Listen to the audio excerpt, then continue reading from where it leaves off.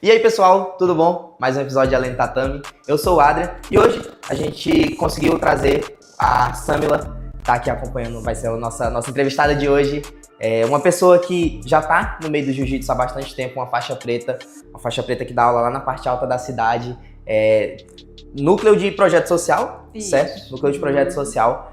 Samila, de começo, muito bem-vinda. Muito obrigado por aceitar o convite de participar com a gente. E eu queria que você contasse um pouquinho, primeiro, se apresente, conta pra nós quem é a Samila, quem é essa faixa preta que dentre dos seus alunos é muito querida, inclusive quando eu postei o Stories, uma enxurrada de mensagens falando, aê, a Samila, não sei o quê. Inclusive eu tenho amizade com alguns faixas azuis de lá, ficaram muito contentes com o episódio. Conta um pouquinho, se apresente pra gente. Show, obrigada, Adrian, pelo convite. Eu acho assim, primeiro que a iniciativa do podcast é muito interessante, né? Porque o nosso esporte precisa de espaços como esse, né? Para trazer visibilidade, para trazer um lugar de fala, né? Então, como você mesmo trouxe, né? Eu me chamo Samila, eu sou faixa preta de jiu-jitsu. Já tem aí um pouco mais de 10 anos, né, que eu tô aí nessa trilha como atleta, né, competidora, professora, instrutora, né. Me encontrei no jiu-jitsu através, inclusive, de projeto social, né, como você trouxe, né. Então, meu primeiro contato com o jiu-jitsu foi através do projeto e hoje ainda me mantenho nesse projeto por sentir que faz sentido para mim, né. E inclusive para diversos outros jovens aí, como você bem trouxe, né, que interagiram aí com você. E fora isso, sou psicóloga, né, me formei pela UFAC, assim, entendo que a psicologia e o jiu-jitsu tem tudo a ver, né, então acaba sendo um encontro feliz, né. Você tá no mesmo projeto social desde o começo, começou em projeto social, faixa branca e tal, foi evoluindo no mesmo projeto social com o mesmo professor? Isso aí. Cara, isso impressionante, hein? 10 anos de caminhada. Assim, o projeto ele iniciou na escola em que eu estava concluindo meu ensino médio, né? Ali por volta de 2015 para 2026, né? Uhum. Foi quando o professor coordenador, né, o João Amerson, ele iniciou o projeto Escola do Jiu-Jitsu lá no Glória Pérez, né, que fica lá na parte alta. E na época, assim, eu via uma movimentação estranha, né, de uma galera indo para um espaço ali, né, treinar. E uma pessoa com quem eu me relacionava começou a iniciar as aulas primeiro, né? Aí surgiu aquele convite, né, para você ir lá, experimentar e tudo mais. Mas a gente sabe que para quem olha de fora, o jiu-jitsu traz um certo estranhamento, né? Com certeza. Infelizmente, temos que confessar que sim, gera, não é tão atrativo. Aí gerou aquele estranhamento, tipo, né? A pessoa monta assim mesmo uma na outra, né? Assim, então tinha realmente aquele preconceito inicial, né? Mas assim, quando eu experimentei a primeira aula, foi aquele clichê assim de realmente paixão à primeira vista, né? Eu já tinha experimentado algumas outras artes marciais, né? Já tinha feito capoeira, já tinha feito rapidô, né? Também me aventurava no futsal, né? Mas a partir do momento que eu experimentei o jiu-jitsu, passou assim realmente a ser a minha arte marcial referência, sabe? E de lá pra cá foram assim realmente muitos anos praticando, treinando, competindo e desde lá não parei até hoje. Então você sempre gostou de praticar esporte? Sempre gostou de estar no meio ali envolvida em questão de artes marciais, de esporte, cultura? Sempre gostei de participar, né? Mas até então não tinha me encontrado tanto no sentido de você praticar aquilo e dizer assim, poxa, eu sou boa nisso, né? Como foi, na verdade, quando eu experimentei o jiu-jitsu, né? Quando eu experimentei aquilo pela primeira vez, realmente fez sentido pra mim, porque tem algumas pessoas que experimentam, mas leva um certo tempo, né, para realmente se habituar, para se aprofundar na técnica, né, para ir se graduando e realmente sentindo que é aquilo que gosta, né? Ainda mais para pegar gosto, né? Exatamente, mas comigo o gosto ele foi de cara mesmo, foi já de imediato, né? Nas primeiras aulas já gostou, já. Impressionante. Assim, em relação, quando você entrou no jiu-jitsu, geralmente quando a gente entra numa arte marcial, quando a gente começa um esporte novo, né, um hobby novo, tem algo que muda na nossa vida. O que o jiu-jitsu mudou pra ti, assim, logo de começo, logo nas primeiras faixas, logo nas primeiras graduações? Então, assim, de início, primeiro já é algo que eu gosto de enfatizar, a importância de projeto social, né? Porque na época, né, de ensino médio, a minha família tinha uma vulnerabilidade social muito grande, né? Então, para mim, era inconcebível você ter condições de pagar uma mensalidade, comprar um kimono, né? Ter uma faixa, né? Inclusive, é muito caro. Isso, inclusive, comecei os meus treinos com kimono emprestado, né? A minha primeira faixa branca era a faixa do meu professor, professor, né, que foi emprestado e tudo mais, né? Então, se não fosse um projeto social, nunca teria tido contato com o jiu-jitsu, né, primeiramente falando, né, porque era uma realidade fora, né, do meu campo financeiro, né, e naquela época o jiu-jitsu não era tão popular, até inclusive como é hoje, né, porque hoje você tem outras variedades de projetos, hoje você tem outras variedades de academia, Sim. né, e assim, quando você pratica por muito tempo algo, isso passa a constituir a sua identidade, né? Isso molda o seu caráter, molda o que você é, né? Porque a gente se constitui como pessoa na relação com o outro, né? Exatamente. Então, na época de adolescente, hoje já sou uma mulher adulta, né? Aí quase beirando os master, né? Quase beirando os master. Então, o jiu-jitsu ele contribuiu muito, né? Para minha formação como mulher, né? Como pessoa. Trouxe mais alguns lugares de posição que normalmente sozinha eu não ocuparia, né? Porque o jiu-jitsu é um esporte predominante masculino, né? Sim. Então, geralmente, são os homens que estão naquela posição ali de professor, de chefe de academia, né? Então, o jiu-jitsu me permitiu ocupar essas outras posições, né? De estar ali na frente, de ser seguida por vários homens, né? Por vários jovens, né? De conseguir contribuir também com a formação deles, né? E com o caráter deles, né? Então, o jiu-jitsu, assim, basicamente me moldou em tudo, né? E eu moldei eles também, porque tudo é uma relação de troca, né? Pode dizer que hoje a sua vida, ela gira um pouco em torno do jiu-jitsu? Sem dúvidas, sem dúvidas. Porque você tem querendo ou não, você é uma profissional, você é formada, né? Então sim. você tem uma profissão, você tem um estilo de vida fora do jiu-jitsu, né? Mas o jiu-jitsu ainda assim é muito influente dentro da sua vida. Sem dúvidas, porque o jiu-jitsu hoje já não é só uma opção de lazer, né? É uma opção mesmo de compromisso pessoal, né? Então, inclusive, às vezes eu deixo de fazer outras atividades, outras obrigações, porque eu gosto de cumprir com aquilo, né? De estar presente com aquilo. Desmarca compromisso pra ir, porque tem treino. Não, vamos fazer algo, não posso, né? Eu tenho que treinar, né? O meu compromisso é já, assim, pessoal, né? De que sem aquilo já não faz tanto sentido, né? Então, assim, não vejo mais hoje a minha vida sem o jiu-jitsu, né? Se em algum momento não for no projeto, tem que ser em outro espaço, né? E meu objetivo também é ter uma academia própria, né? Tem uns planos aí ainda meio incerto de se vai ser um espaço exclusivamente feminino ou se vai abranger, né, outros contextos, né? Mas sem dúvidas, jiu-jitsu não tem mais como desvincular, né? Uma coisa não se vê sem o jiu-jitsu hoje. Não vejo. Perfeito. Em relação à competição, na foto que você me mandou, eu vi que você tem um monte de medalha. E a foto que você me mandou só tem de ouro, inclusive. Em relação à competição, quando foi que você começou a competir? Qual foi o seu primeiro campeonato e em que faixa? Na faixa branca. Foi na branca mesmo? É. Já se aventurou logo no começo? Sim. Tinha um evento na época, eu acho que ele tá voltando a retornar agora, que era o Top dos Faixas Brancas, né? Sim. Tinha esse evento lá, quem é antigo sabe que tinha esse evento lá na época, inclusive eu tenho um troféuzinho ainda de acrílicozinho assim, meio de plásticozinho, né? Ainda tem guardado? Tenho todos da época que eu tinha lá, tem os que já perderam até a cor, o formato, mas você lembra lá pela história, né? Esse foi o meu primeiro evento que eu participei. Na época, como pluma, categoria até 53,5, tinha poucos atletas femininas, né, nesse peso, né? Então, de juvenil, eu competi na categoria de adulto, né? Eu me lembro. Então, você era juvenil, mas lutou na adulto. Isso, porque senão não teria alguém para lutar, a não ser minhas colegas de treino, né? Então, assim, foi algo muito desafiador, né? Faixa branca vai na loucura mesmo ali, eu lembro que foi... Vai só pela vontade. Foi definido, assim, no detalhe, né, de uma pontuação ali, que eu acredito que foi até uma passagem de guarda, né? E lembro, assim, de ter sido um momento de muita satisfação e de vibrar mesmo, pô, é isso aqui que eu quero. Foi só uma luta na categoria? Foi só uma luta, mas... Pelo menos não deu pra morrer de infarto, né? Porque a primeira chave que eu lutei, Deus me livre, eu faltei morrer de ansiedade. Eu acredito. O seu primeiro evento foi qual?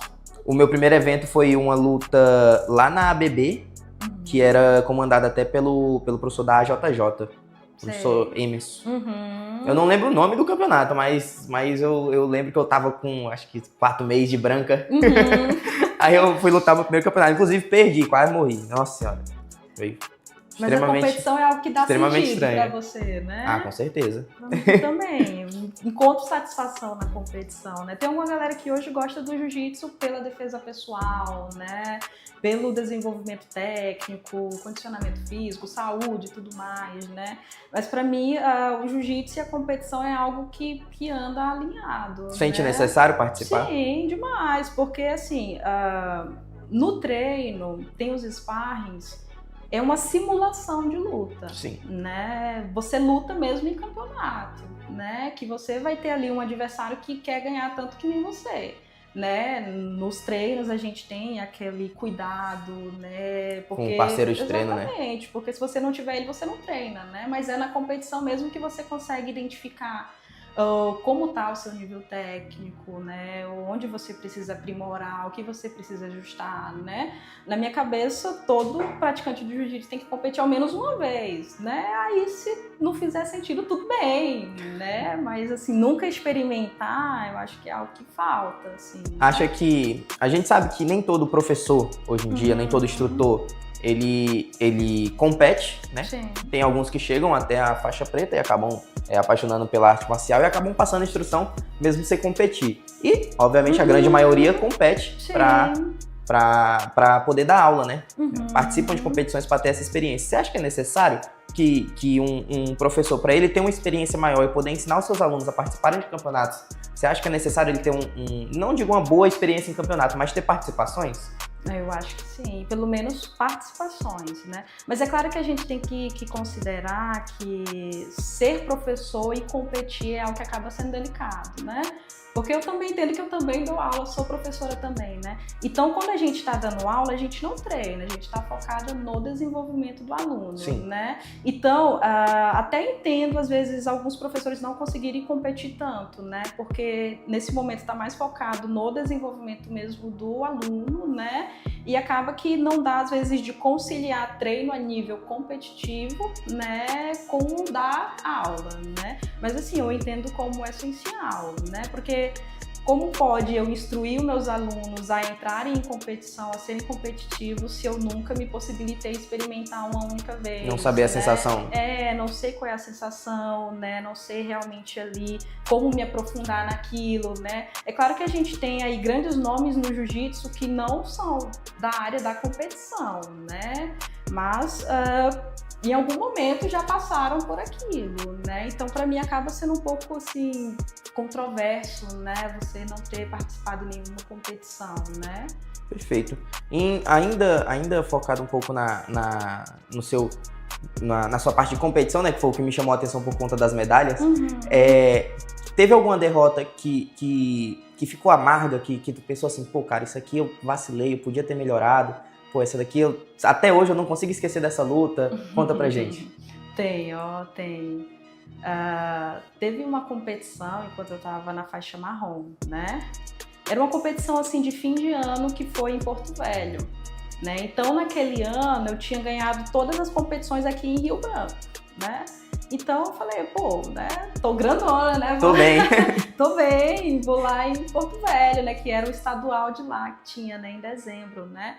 Então, imagina, né? Você chega lá com o peito cheio, né? Confiante, né? De que realmente vai ser resultados positivos, né? E quando eu cheguei lá, me deparei com uma adversária que, pô, frustrou ali bastante o jogo que eu tinha, né? Então, imagina só, né? Você investe em uma posição, a pessoa rapidamente, né? Frustra aquilo, né? Se desvencilha, né?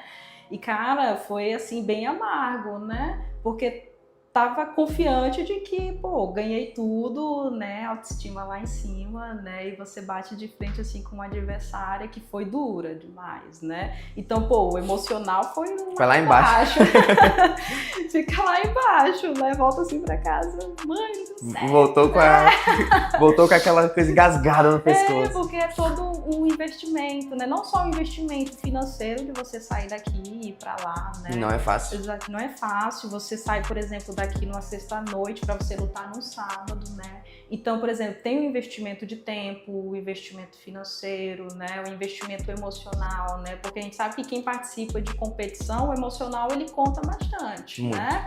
Mas assim, eu sempre penso que, independente de vitória e de derrota, né, competir às vezes diz mais sobre mim do que sobre minhas adversárias, né? Sim, com certeza. E é justamente sobre isso, sobre o quanto você consegue se preparar, né? O quanto você consegue abdicar às vezes ali do descanso para conseguir realmente cumprir, né, os objetivos com o treino, né?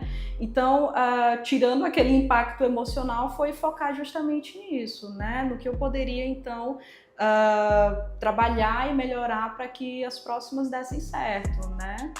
E em relação a conciliar, que você falou agora, conciliar treino, não só com o treino competitivo com o treino de dar aula, né, com dar instrução. Como é que você faz para conciliar o teu trabalho, tua vida pessoal fora do jiu-jitsu, com o jiu-jitsu? Como é que é essa relação assim? É delicada demais, porque assim, infelizmente hoje eu não vivo do jiu-jitsu, né, como eu já tinha ali pontuado, né, eu tenho minhas atribuições, os meus trabalhos fora parte, né, como psicóloga eu sou servidora do estado, né, então eu trabalho em 2 unidades diferentes, né. Fica transicionando entre um e outro. Isso, uma que é voltada para o processo de rastreamento e diagnóstico oncológico, né, então são mulheres ali que estão investigando o câncer, né, que já é algo que assim, demanda muito, né? Tem que ter uma atenção gigantesca, né? Exatamente. E outro que é voltado para o trabalho com crianças neuroatípicas, né? Neurodivergentes. Então, são crianças que têm TDAH, TEA, né? E afins. Então, já tem todo esse processo desse trabalho, né, diário que ocorre emocionalmente. E à noite, geralmente, é os horários que eu dedico os treinos, né, dividindo entre jiu-jitsu e luta livre. Então é aquele processo mesmo de nos extremos, né, em algum momento conseguir um equilíbrio, né, então é mais uma questão de conseguir organizar a minha vida social do que o trabalho mesmo, né, porque o trabalho é uma necessidade financeira, né, mas outras coisas que eu consigo abrir mão, por exemplo, às vezes de sair numa noite, né, ou algo assim, deixado, né, mais em segundo plano em favor do jiu-jitsu, né? Pô, que loucura, uma dedicação gigantesca, hein? Demais. Deixar várias coisas de lado pra focar na... Querendo ou não, você acaba que ficando responsável pela vida de outros alunos, né? Porque eles dependem, querendo ou não, daquelas aulas, né? Tem crianças aí que, infelizmente, têm como é que eu posso dizer? Uma facilidade maior para ir para um caminho mais difícil, né?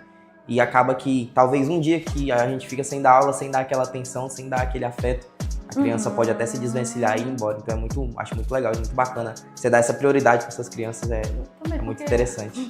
Às vezes, para alguns alunos estar ali é para além do jiu-jitsu, né? Como você mesmo trouxe, né?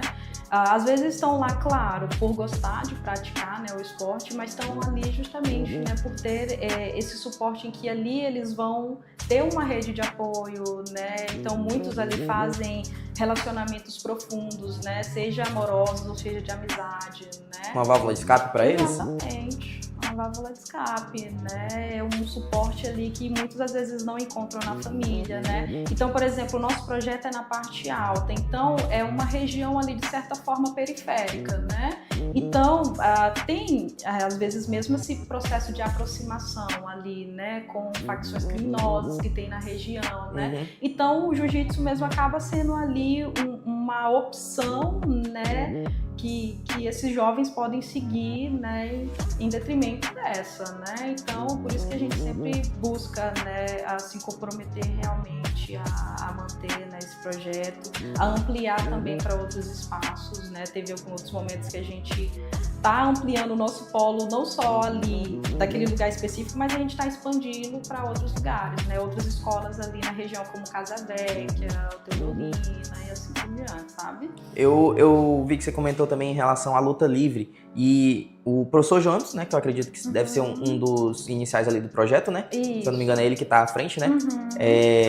Eu vi que ele foi campeão, não foi de um campeonato de luta livre? Bicampeão. Caramba, bicampeão do campeonato de luta livre. E como é que é a luta livre? Você também fez desde o começo ou você começou depois de um tempo? Você tem graduação já dentro da luta livre? Como é que funciona? Então, como faixa preta, a nossa graduação inicial na luta livre já passa a ser a faixa roxa, né? Então aí é um processo mesmo de se desenvolver para ir graduando, né? O meu professor esse ano ele já recebe a preta dele, né, na luta livre. Então ele realmente é o pioneiro mesmo, né? Assim, principalmente em questão de projetos sociais, a desenvolver, né, a luta livre.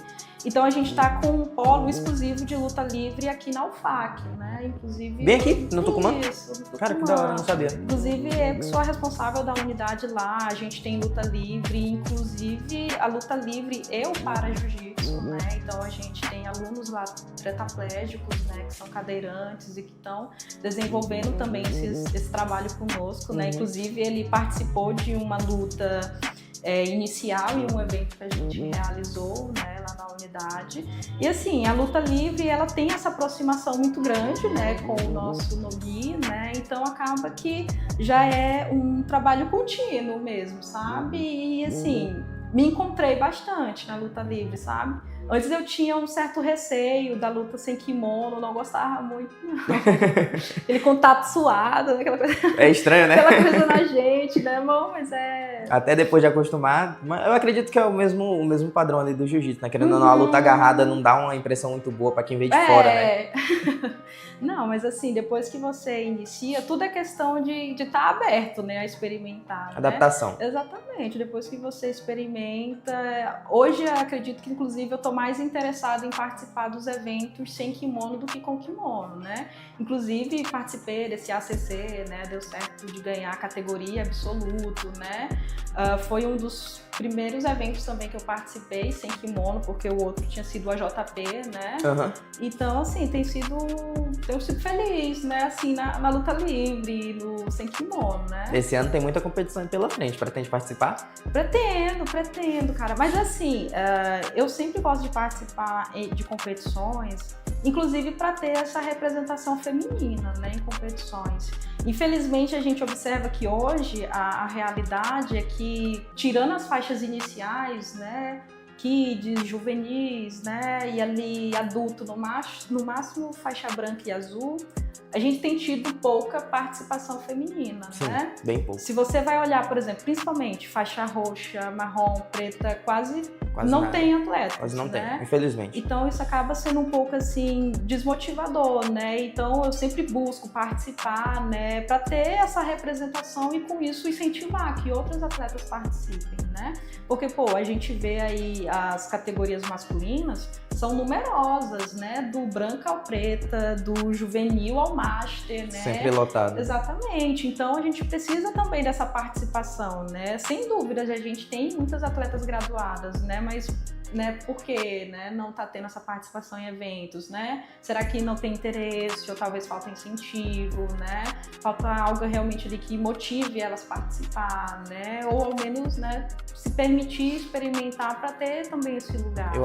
Eu acho que não que eu tenha propriedade para falar, né, obviamente, mas eu acho muito importante alguém tomar a iniciativa, tipo, por exemplo, como você, toma a iniciativa, vai lá, se mostra, tô aqui, tô lutando, tô participando. Sim. E dá certo. Eu acho que um dos motivos deve ser principalmente esse, a falta de pessoas que vão lá, aí algumas mulheres infelizmente acabam esperando, não vejo muito, acho melhor não ir e tal, fica naquele sentimento meio retrancado, né? Eu acredito que é muito importante mesmo. Concordo, tipo assim, eu já recebi várias mensagens de alunas no Instagram, por exemplo, tipo, te vi competir, né, que legal, tava afastada dos treinos, vou voltar a treinar, ou no próximo evento vou tentar competir, né?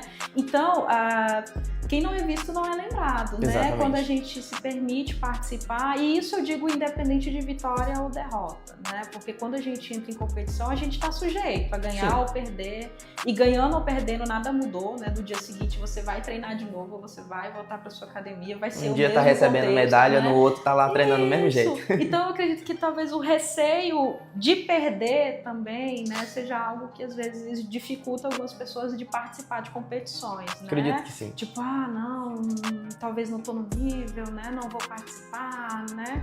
Mas aí às vezes a gente posterga, né? E nunca acontece, né? Porque se a gente for esperar realmente o momento que você vai estar 100% mesmo, isso nunca acontece, é difícil. Né? E às vezes a gente tá 100% e não dá certo também, né? Como eu fui lá em Porto Velho achando que tava na melhor fase. Tô na melhor fase, né? E bati na parede. E foi isso, sim, sabe? Uma outra coisa que que inclusive que eu falei no stories que eu fiz ali inicial, eu conheci você e comecei a enxergar você na época que você foi arbitrar um campeonato, e eu tava na organização do campeonato, e eu nunca tinha visto outra mulher participar da parte de arbitragem, né? Então, pra mim, não sei se teve, me desculpe se teve, mas pra mim, como eu não sou muito antigo, né? Sou faixa roxa, tenho 3 anos de jiu-jitsu e 4 anos aí, 3 anos e meio mais ou menos, talvez um pouco menos. Samila, eu queria falar um pouco agora sobre a parte de quando eu te conheci, que era na parte eu tava estagiando num campeonato e você tava como árbitra. Queria que você, pra mim, foi a primeira mulher, né, que eu vi arbitrando, então eu acredito que a iniciativa foi sua. Queria que você contasse um pouco de como surgiu a oportunidade e como foi que você chegou até a parte da arbitragem pra mim. Conta pra gente, por favor. Show. Assim, Adria, a arbitragem, ela não era assim uma ambição inicial minha, né, um interesse meu assim inicial, né. Eu tinha feito o curso de arbitragem, né, reconhecido, né, pela IBJJ, mas no início de ter, no interesse, na verdade, né, de ter esse aprofundamento mesmo técnico, né, e também para ter a filiação como faixa preta reconhecida, né, porque é necessário você ter, né, o curso de arbitragem, né. Aí um amigo que já integrava, né, a federação, ele ficou sabendo, né, da minha formação, né. Aí ele bateu a ideia, né, tipo, você não quer... Tem uma confusão pra te arrumar aqui. Você não quer, por exemplo, estagiar no evento que nós vamos ter ali, né, porque você inicia como estágio, né, pra depois realmente você seguir, né, como árbitro, né. Aí eu fiquei assim, caramba, né, será, né, tipo... Surgiu ali realmente a oportunidade que inicialmente causou aquele nervosismo por nunca ter, né, me visto nessa posição, né? Já participei de eventos como mesária, como organização, né, mas de ocupar realmente aquela posição ali de árbitra ainda não, né? Aí foi justamente no evento do professor Moura, né, que surgiu essa oportunidade. E realmente fui a primeira mulher e no momento ainda continua sendo a única, né? Era o Acre Open. Isso, acredito que era o Acre Open, né? Aí teve todo aquele processo de você estar sendo acompanhada, né, pelos árbitros mais experientes, então acho que isso foi muito importante, né, porque traz ali pelo menos uma confiança maior nesse processo inicial, né? E foi assim, uma experiência assim muito surreal, sabe? Porque eu já tinha experimentado competição como atleta, já tinha experimentado competição como professora, né, de estar instruindo ali atletas, né? Mas como árbitra foi um olhar assim totalmente diferente, né, para as competições. Foi algo assim que você falou, você parou e pensou assim, pô, eu vou, ou deu aquele nervosismo e você falou, não, acho melhor não, e aí depois foi repensando, até que falou, não, eu vou e foi. Foi mais ou menos assim? Foi mais ou menos assim, mas assim, teve aquele estímulo, não, vamos, né, experimentar, é importante e tal, desse colega que já era experiente, né, mas assim, quando surgiu a oportunidade, na verdade eu me senti muito prestigiada, né, por ter essa oportunidade ali realmente de participar, né, e eu também enxergava nessa oportunidade justamente isso, né, sendo a primeira mulher a ocupar esse espaço. E como isso poderia ser uma porta, né, para que futuramente outras mulheres pudessem entrar também, né? Tanto que depois que eu entrei, outras ficaram inclusive interessadas, né? Tipo, pô, como é que faz, né? Por onde é que é o curso, né? Como é que chega até, né, esse lugar, né? Então isso é sempre muito importante, né? E você falou que você fez um curso, né, filiado à IBJJF como faixa preta. É necessário ser faixa preta para fazer o curso ou não? Não. Pode ser... Isso, fazendo o curso, exatamente. Você já consegue arbitrar. Então, não se tem exigência de faixa, né, para você fazer o curso, né? Por exemplo, lá na Federação de Rondônia, você tem faixas roxas, inclusive, que integram a federação e que já estão atuando como árbitros, né? Mas geralmente, quando você é mais graduado, entende que você já tem mais experiência e mais conhecimento, né? De mais credibilidade, fica mais fácil, né? De como também funcionam as competições, né? Você já tem um embasamento ali também teórico e técnico, né? Então o curso, na verdade, qualquer pessoa pode fazer, né? É necessário você ter também um curso de primeiros socorros, aí você faz o curso de arbitragem. A própria IBJJF, ela disponibiliza o curso? Pelo site dela? Primeiros socorros? Tem também. Você pode fazer a compra tanto do curso de primeiros socorros, né, como de arbitragem, né? Uhum. Aí você faz todo o curso e depois tem uma prova final, né? Que você precisa ali tirar, se eu não me engano, é a menos 70% ou 80% da prova você tem que acertar, né? Para ser considerado seu certificado válido. Pô, interessante, hein? Esse negócio é interessante, olha. Uma informação que eu acho que pouca gente sabia, não precisa necessariamente ser faixa preta para fazer o curso. Obviamente, alguns locais provavelmente vão exigir, né? Alguns campeonatos vão exigir uma graduação para você arbitrar, né? Acredito eu, provavelmente. Mas interessante, quem quiser fazer, entrar no site da IBJJF, lá tem todas as informações. É acessível ou não tanto? Questão de valores. Talvez não tanto, porque você tem que dar um valor à vista, né? Tipo, por exemplo, se eu não me engano, na época que eu fiz, tava 250. É acessível. É acessível. Tá, não sei como não sei como é que tá agora, mas nessa época era esse valor. Eu imaginei que seria pra lá de 1.000 conto. Não precisa não. Agora, o certificado de preta é mais caro, né? Porque você tem que fazer o cadastro lá e você tem que apresentar o certificado de arbitragem. Aí, por exemplo, agora eu estou aguardando um prazo de 3 anos para eu, de fato, ter o meu certificado pela IBJJ, né? Já estou concluindo o primeiro, então falta 2. Aí depois você tem que dar uma lapada à vista aí de 900 conto. Então aí doido. É mais salgado. Aí sim não fica tão acessível. Não fica tão acessível. Em relação às lutas ali que você arbitrou, teve alguma luta que te chamou a atenção, que você falou, pô, essa daqui foi difícil? Qual é a parte mais difícil? Infantil, juvenil ou adulto ali? Cara, assim, todos os níveis têm um nível de exigência diferente, né? Tipo, por exemplo, dos kids, exige muito ali aquela atenção com cuidado, né, com o atleta, né? Porque como é criança, você tem que ter aquele cuidado maior em proteger a cervical, né? Sim. Você tem que ter um cuidado maior em perceber se aquele golpe realmente vai estar encaixado para você intervir, né, antes de machucar. A ponto de ser lesivo, né? Isso, né? Antes de esticar o braço, antes principalmente, né? Golpes como a americana também, que quando você encaixa, leva de uma vez, né? Então os kids exigem essa atenção, assim, muito grande, né? Às vezes também a compreensão de alguns professores falta nesse sentido, porque, por exemplo, encaixou, você para. Parou, né? É regra, né? É regra. Não tá encaixando. Os professores ficam bravos. Coisa, né? Eu acho que pior que os professores é o pai e mãe, né? Mas, assim, os juvenis, acredito que também é o mais puxado, porque a molecada movimenta muito, né? Principalmente os magrinhos, os caras são bala, né? Pô, luta de leve é loucura, né, cara? Luta de leve, pluma, essas categorias galo, nossa senhora. Eu assistindo de fora, eu canso.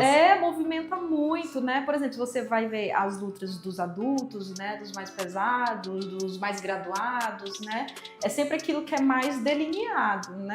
Você tem ali uma noção de por onde aquela luta vai seguir, né? Não, aqui eu tenho um guardeiro, aqui eu tenho um passador, né? Fica mais fácil. Vai sair alguma coisa daqui, ou é raspagem, ou é passagem, né? Tem algo bem desenhado, né? Mas quando você tem, por exemplo, esses juvenis que são lutas que movimentam bastante, né? Que quando você vai ver o cara já tá no berimbolo, girando, voltando, né? Aí exige ali mais atenção, né? De você realmente sempre estar atento, né? A quem estava em posição qual, né? Então essa atenção é sempre importante, né?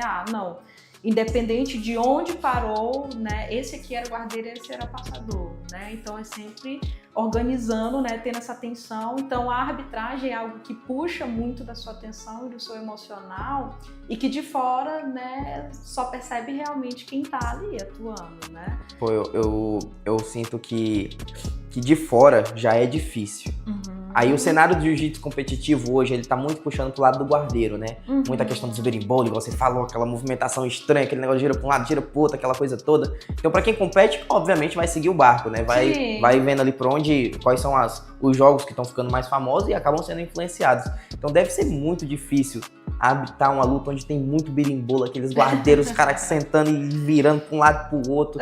Deve ser extremamente mais complicado, né? Não, é delicado mesmo, mas assim, com o tempo vai ficando mais natural, né? Então, assim, nos primeiros eventos que eu participei, na verdade, nas primeiras lutas, né, era realmente mais delicado, né? Porque a primeira experiência, né? Aí já tinha aquele nervosismo inicial, né? Aí tem também a torcida que cai em cima, né? E você também jamais quer prejudicar o atleta, né? Então tem todo esse processo, né? Mas com o tempo, tudo é questão de experiência, né? Hoje eu já me sinto assim mais confiante, mais confortável, já tá mais fácil, né? E isso vai ficando mais fácil, né? E a arbitragem é um estudo que é contínuo, né? Contínuo demais.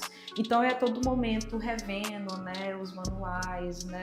Fazendo mais cursos, né? Então é uma questão mesmo de aprimoração contínua, né? Porque um árbitro que participa de eventos, mas que não estuda, às vezes peca realmente ali no detalhe, né? Essa seria a minha próxima pergunta. Você acha que o fato de você ser ativa nas competições ajuda na parte de arbitragem? Fica mais fácil?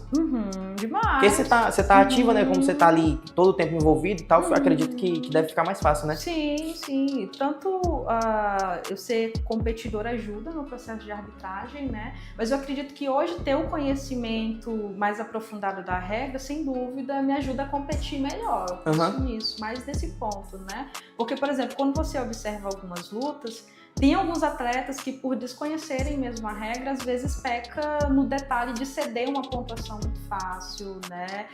De realizar algum ataque que não é condizente com a própria faixa, né? A gente já viu situações como essa, coisa normal. né? E tem atletas que realmente desconhecem, né? Por exemplo, um atleta que tem 15 anos desconhece, por exemplo, que não pode fazer uma omoplata. Desconhece que não pode fazer uma guilhotina. E é o que a gente mais vê nos eventos, né? E aí a gente diz, solta, não pode, né? Um tempo atrás ficou famoso aí um vídeo que estourou aqui na cidade de um faixa roxa dando americana de pé no moleque, né? Foi delicado.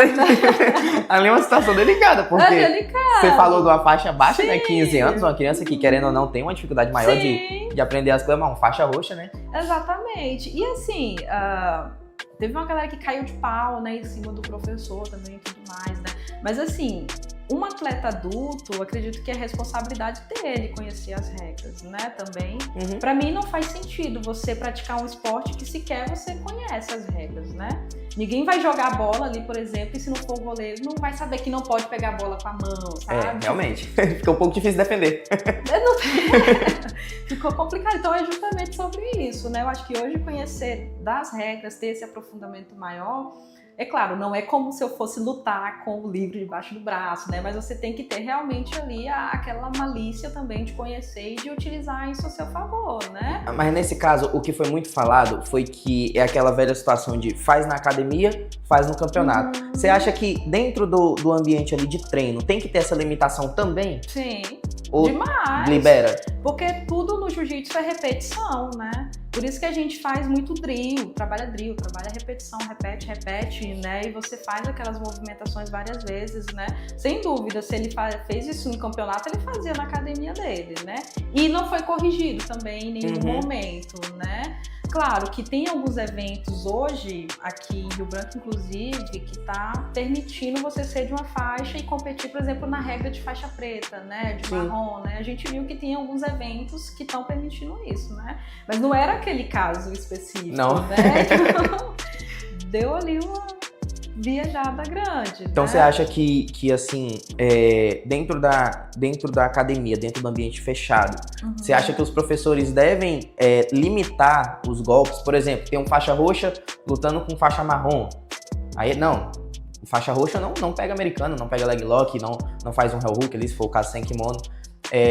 E o faixa marrom tem que seguir na regra do menos graduado. Você acha que tem que ter essa, obviamente pode ser ao contrário, né? Mas você acha que tem que ter essa divisão, tem que ter essa separação para o atleta não ficar condicionado a acabar errando no campeonato? Você acha que é importante esse... Tô entendendo. Assim, o diálogo sobre regras, né, com alunos é sempre muito importante, né? Inclusive, isso foi um dos objetivos que me levou a fazer o curso, né?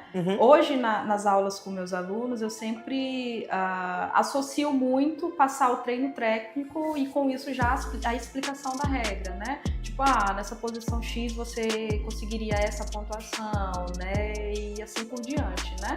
Mas hoje, pelo menos no nosso ambiente de treino, a gente não tem isso algo tão assim rígido, né?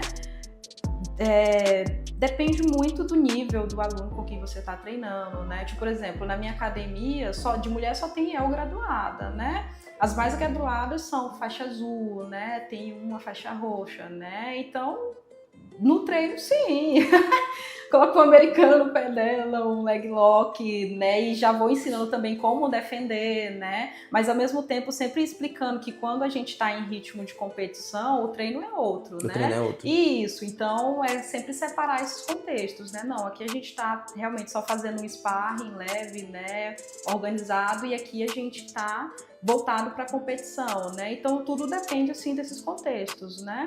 Perfeito. Sei que tem alguns professores que entendem, né, de outra maneira, e tudo certo também, né? Cada caso a sua regra, né? Cada academia faz do seu jeito, né? Voltando um pouco na parte, a gente tá com um pouquinho de, aí acredito que uns 40 minutos de entrevista, voltando um pouquinho na parte do pessoal. Eu sei que dentro da academia a gente acaba adotando uma postura diferente de como a gente é fora. Então eu queria que você contasse pra gente quem é a Samila dentro do tatame, para os alunos, né, para as pessoas que estão ali observando as atitudes delas, querendo ou não influencia, e quem é a Samila fora do tatame, quem é a Samila no pessoal. Essa pergunta é profunda, né? Quem é eu, assim, fora do tatame, né? Cara, às vezes quando alguns alunos, né, descobrem que eu sou psicóloga, tem um certo espanto, né? Tipo, como assim, né?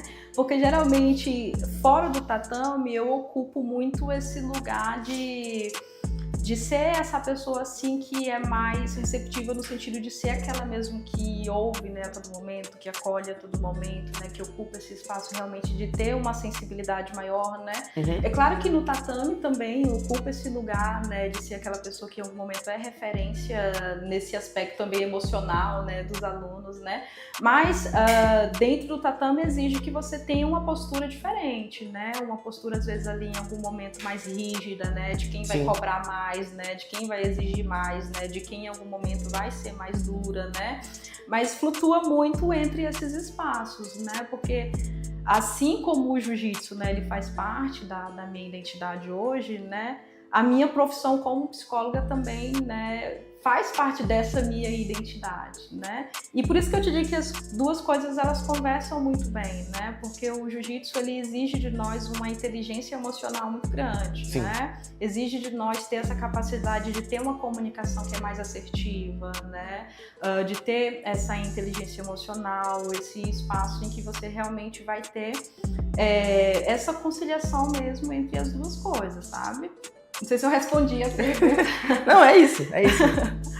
É mais puxado pro lado pessoal mesmo, para as pessoas conhecerem um pouco mais. Tem muito aluno que acaba, que eu mesmo ajudo meu professor nas instruções. Eu acredito que tem muito aluno que só vê a gente ali dentro do tatame e não imagina que existe uma vida por fora, né?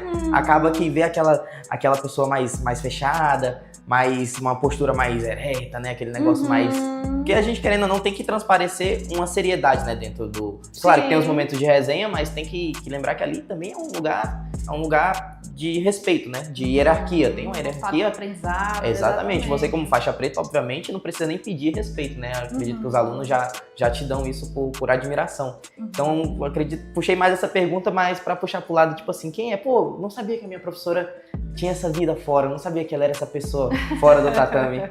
Não, mas é justamente nesse sentido, porque assim, hoje, tirando o jiu-jitsu, o que mais me define mais é a profissão que eu ocupo, né? Porque, querendo ou não, acaba dividindo entre esses dois polos, né? Ou tô nessa prática aqui, ou tô nessa, né? Sim. Então, acaba sendo justamente isso, né? E assim, tirando isso, sou uma pessoa assim que gosto muito de viajar, né, como posso, né, de conhecer alguns espaços, assim. Tive a oportunidade de participar de um evento interessante em Brasília, né, inclusive isso é algo que está nos meus projetos, assim, futuros, conseguir chegar a eventos, né, como Você lutou em Brasília? Sim. Caramba, qual evento? Foi, não é um evento assim tão conhecido como, né, um brasileiro, um norte-americano, algo nesse sentido, né, mas, por exemplo, acabou condizendo a data que eu tava lá e o que o evento ocorreu. Eu tô fazendo nada, vou entrar no campeonato ali. Vou uma confusão, né? Que era o evento Faca na Caveira, né? Que era um evento organizado pela Força de Segurança de Brasília, né? Então era um evento mais das áreas ali policiais, né? Então tinha equipes do BOP, né? PM, CBM, tananã. Então foi algo muito, assim, diferente, sabe? Da nossa realidade aqui. E acabei conseguindo sair vitoriosa, Pô, né? saiu daqui pra bater na casa dos outros, você tá vendo? Foi, voltei com a medalha desse tamanho, quase fiquei presa no aeroporto. Minha nossa, cada medalha? Cada medalha tinha uma coisa desconhecida na bolsa aqui, né? Que isso? Não, você é a medalha. E até Caramba. descobri foi esse processo. Pô, a gente tá chegando aí no final, né? Tem umas perguntas que a gente separa, são as perguntinhas mais rápidas. Você responder de forma mais direta, né? Com poucas palavras, Mais assim, tentar. espontânea. Mais espontânea, tentar, né? Porque às vezes nem dá pra responder com poucas palavras. Podemos começar? Bora lá. Eita, desliguei aqui o tablet sem querer. 160619. Pronto, maravilha. Primeira pergunta. Uma palavra pra definir o jiu-jitsu. Paixão. Paixão. Uma pessoa que te inspira. Minha mãe. Sua mãe? Minha mãe. Um campeonato inesquecível. Inesquecível. Acho que o primeiro campeonato. Primeiro campeonato? Faixa branca, sim. Primeiro contato, a primeira experiência. Eu lembro, assim, com muita saudade, na verdade, das minhas faixas iniciais, né? Pô, a faixa branca é muito azul. boa. Cara, Tem gente que não gosta, mas eu amei minha faixa branca. amo também. Inclusive, às vezes lembro com saudade, né? Tipo, é aquele momento em que tudo é novidade, né? Tudo é de novo, você vai descobrir. tudo Nossa, que, exatamente. Primeiro armlock. É muito legal. Um medo que você venceu. O medo que eu venci é conseguir conquistar lugares assim, como um concurso público, um cargo público, né? Conseguir ter a minha autonomia financeira. Acho que isso foi importante. É muito importante. Hoje em dia é muito difícil ter autonomia financeira. Demais. Um sonho que ainda quer realizar. Ter minha própria academia, um espaço assim de referência, sabe? Que para além de números tenha qualidade, né? Forme bons alunos, né? Boas pessoas. Show. Se pudesse arbitrar qualquer campeonato do mundo, qual seria? Cara, um brasileiro seria importante. Vulgo o campeonato mais difícil do mundo. Demais! Inclusive a gente teve, né, um primeiro árbitro, né, acriano no evento Sim, desse, professor Sávio, né? Verdade, Exatamente. professor Sávio. Então, fiquei muito feliz, satisfeita que ele conseguiu ocupar esse espaço, né? Ele tá desbravando um caminho que daqui a uns anos pode permitir que a gente desbrave também, né? Que Abrindo a gente portas, né? chegue até lá, né? Exatamente. Agora a gente vai para uma pergunta que seria basicamente um conselho. Se hoje uma menina estivesse assistindo esse episódio, tivesse vontade de entrar no jiu-jitsu, mas estivesse com medo, o que você diria para ela? Olha, eu acho que o caminho a gente faz caminhando, né? Inclusive, isso foi uma pergunta que eu recebi ontem de uma colega, né? Sério? Ela disse que vai experimentar o jiu-jitsu pela primeira vez, que dica que eu daria pra ela, né? Eu disse justamente isso, né? E pra ela não desanimar com as adversidades, né? Porque assim, inclusive isso é algo que eu digo também para minhas alunas, né? Que a gente, só o fato da gente ser mulher e a gente já praticar jiu-jitsu, isso faz da gente Já é uma mulheres vitória gigantesca. diferenciadas, né? Porque o jiu-jitsu, ele exige muito do nosso campo estético, por exemplo, Sim. né? Então, a gente não pode ter unhas grandes, né? Desistir de usar piercing, usar, né, brinquinho, essas coisas, porque inflama, por exemplo. Acaba né? machucando com facilidade. Exatamente. O cabelo às vezes anda moído, né?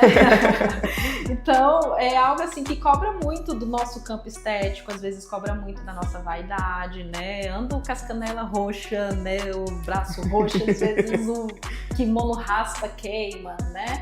Então, assim, só o fato da gente ser mulher e estar no jiu-jitsu, isso já é algo diferenciado, né? Quantas alunas, por exemplo, eu já perdi porque eu simplesmente disse, olha, você vai ter que cortar essas unhas, né? E não quis, né? Mas aí, tipo assim, é algo que talvez ali não faz sentido pra ela, né? Talvez se identifique com outra arte marcial no futuro, né? Uhum. Então, assim, o jiu-jitsu tem essa série de adversidades, né? Então, o caminho vai se caminhando mesmo no processo, né? Então, por ser às vezes uma luta de muito contato, já é algo que às vezes desestimula, né? Sim. Porque não é todo mundo que se acostuma a ter esse contato direto, né? Aquele peito com peito, né? Tá na montada, né? Tá mochilada, assim, afins, né? Então, talvez sustentar um pouco o desconforto, né? Pra ver se em algum momento encontra, né? No jiu-jitsu, essa paixão, assim, que a gente, com o tempo, encontrou, né? Que despertou em ti tão cedo, Sim. né, inclusive. Agora, uma pergunta pra fechar.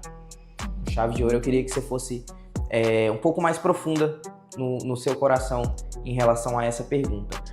Daqui 10 anos, você vai estar com 20 anos de jiu-jitsu, já vai ter construído uma história, vai ter formado pessoas e mudado vidas. O que você quer que as pessoas se lembrem da Samila daqui a 10 anos? O que eu quero que se lembrem da Samila? Eu acho que o principal é essa admiração, né? Que ela permaneça, que ela cresça, que ela se desenvolva, né? Que ela se mantenha, né? Eu sempre, assim, tento ser aquela professora, aquela instrutora que, de algum modo, vai ser significativa, né, da vida daquele aluno, né? Uhum. E sempre tento ser a mais compreensiva, a mais, assim... Porque hoje alguns professores ainda se valem muito, né, de uma postura passiva-agressiva para, né, mostrar ali alguma autoridade, exigir ali algum respeito, né? E para mim isso não é algo que faz sentido, né? Porque todo o processo de crescimento tem que estar associado com algo que faça sentido para as pessoas, né? Justamente por aquilo que a gente conversou, do jiu-jitsu ser algo que vai nos moldando e vai integrando a nossa personalidade, né? E fazer com que isso seja algo que vai ser desprazeroso, né, pro aluno, pro atleta, para mim é algo que não faz sentido, né? Então daqui em 20 anos eu gostaria de ser lembrada dessa forma, né, como alguém que tem essa admiração e esse respeito porque presta um serviço com qualidade, né, porque transforma a vida das pessoas de uma maneira, né, que é positiva, né, e tendo essa academia, esse espaço que vai ser referência positiva, né, porque ter uma boa relação com outras equipes, com outros atletas, para mim é essencial, né. Eu acredito que no jiu-jitsu ainda hoje tem muita vaidade, né, muita rivalidade, né, é muito querer mostrar, né, em alguns momentos ser superior que a academia X ou Y, né, e eu acho que talvez hoje é isso que falta para a gente ter realmente uma federação que é mais sólida e um esporte que é mais estruturado, sabe? Acho que talvez daqui a um tempo, se isso for se transformando, vai contribuir demais para que o nosso esporte se desenvolva cada vez mais, sabe? Perfeito. Show. E aí, o que você achou? Gostou do convite? Gostou de participar? Demais! Uma experiência nova, né? Pra caramba, assim, tá falando, assim, com coisas que às vezes toca, né, na nossa intimidade, né? Toca talvez ali em algumas feridas, né? Mas é muito sempre legal poder estar, assim, abrindo um pouco mais de mim para algumas pessoas que talvez ainda me desconheçam, né? Perfeito. Espero que você continue sendo referência, não só para os seus alunos, não só dentro do seu ambiente de trabalho, dentro do seu ambiente de treino, mas para fora, né? Uhum. Que expanda horizontes aí e que atraia mais mulheres tanto para a arbitragem como para os campeonatos. Tenho certeza que muitas já se espelham nos seus sonhos, nos seus objetivos.